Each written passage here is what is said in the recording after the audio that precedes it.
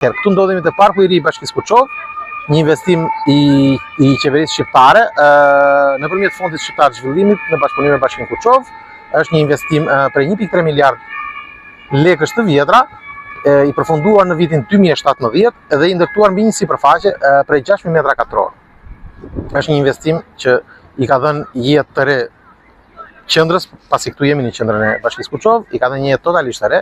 Është komplet i frekuentuar nga qytetarët dhe zakonisht fëmijët e bashkisë, të cilët më përpara nuk kishin një kënd ku të mund të zhvillonin aktivitetet e tyre, qoftë artistike, qoftë aktivitetet sportive, nëse do të shikojmë rreth e qarka fëmijë edhe në momentin që ne po flasim. Është ndërtuar mbi një sipërfaqe e cila ka qenë më përpara sipërfaqe e asaj që quhej ish ndërtim montimi, pra ka qenë ndërmarrje shtetërore, e cila ka pasur sipërfaqe në pronësi, i kaloi Bashkisë Kuçov dhe është ndërtuar ky park mbi të cilin ne jemi duke folur tani.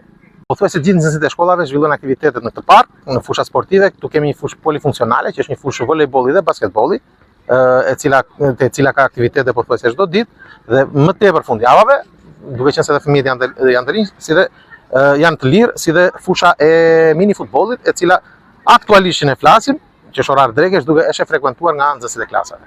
A do ketë Bashkia Kuçovës fusha të tjera sportive apo parqe të tjera që të frekuentohen nga qytetarët e këtij qyteti, pasi qyteti Kuçovës njëti nga qytetet e naftëtarëve? Po, është e vërtetë, qyteti i naftëtarëve, një nga pak qytetet e Shqipërisë. Kemi disa plane për parqe të reja në Kuçov. Një plan është në lagjen 11 Shkurti, i cili pritet të jetë investim i Bankës së Raiffeisen në Bashkinë Kuçov, një park jo i madh i vogël, por që do t'i shërbejë vetëm asaj lagje. Ideja e Bashkisë Kuçov është që të krijojë parqe lokale për secilën lagje, në mënyrë që të zhvillohen edhe për moshat e treta, të cilat kanë nevojë për gjelbërim. Dhe ideja tjetër jonë është që në çdo shkollë, pra në të gjitha shkollat e Bashkisë Kuçov dhe njësive administrative, të ketë kënde sportive.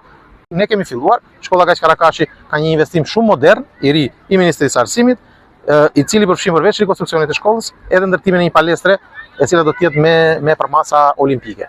A do kishte ndonjë thirrje për qytetarët e qytetit Kuçov për mirëmbajtjen e këtij parkut? Po, do të ishte shumë e nevojshme ndihma e të gjithë qytetarëve të Kuçovës për mirëmbajtjen e parkut, pasi ka problematika të përditshme, të cilat ne mundohemi t'i menaxhojmë, por prapë pa ndihmën e qytetarëve, ju bëj thirrje që të mund ta mirëmbajnë parkun ashtu si shtëpinë e tyre. Të kenë kujdes sepse është në të mirë të tyre, në të mirë të fëmijëve të tyre.